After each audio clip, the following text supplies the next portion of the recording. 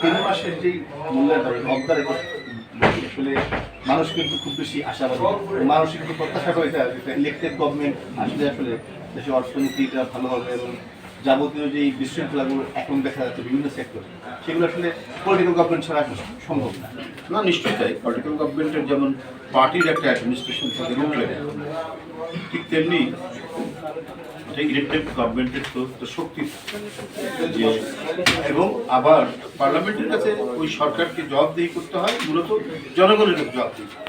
প্রতি পদে পদে তাকে সব কিছু পরিমাপ কাজ করতে হবে। যে আমি যদি আমার কাজ করি, যে জনগণ হচ্ছে কিনা, কি বলে যে সন্তুষ্ট হচ্ছে কিনা, বা ওদের জনগণের চিন্তার বাইরে যাচ্ছে কিনা, বা জনগণ কষ্ট পাচ্ছে কিনা, অনেক কিছু চিন্তা করতে হবে। কারণ মানে গণতান্ত্রিকভাবে নির্বাচিত সরকারের কোনো বিকল্প নেই, এবং সেই ক্ষেত্রে সেই গভর্নমেন্ট অত্যন্ত দ্রুত যে কোনো পদক্ষেপ গ্রহণ করতে সক্ষম হয়। যেমন ধর আইন শৃঙ্খলার পরিস্থিতিতে সাধারণ মানুষ, শান্তিপ্রিয় মানুষ, তারা কষ্ট পায়, তারা বিচলিত হয় তাদের সন্তান পরিবারের নিরাপত্তা নিয়ে।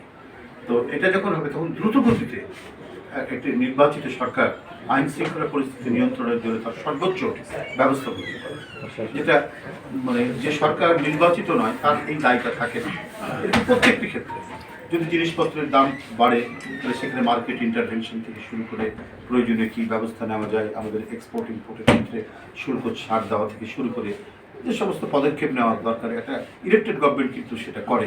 কারণ জনগণের যে আওয়াজ, যে মনের ভাব, ওইটা একটা নির্বাচিত সরকার বুঝতে পারে। কারণ নির্বাচিত এমপিরা থাকে, নির্বাচিত আরও জনপ্রতিনিধি থাকে, বিভিন্ন সময়ের মধ্যে যে ইন্টারেকশনটা পায়, সেই ইন্টারেকশনের মাধ্যমে মানে তারা সরকার চালনা করে।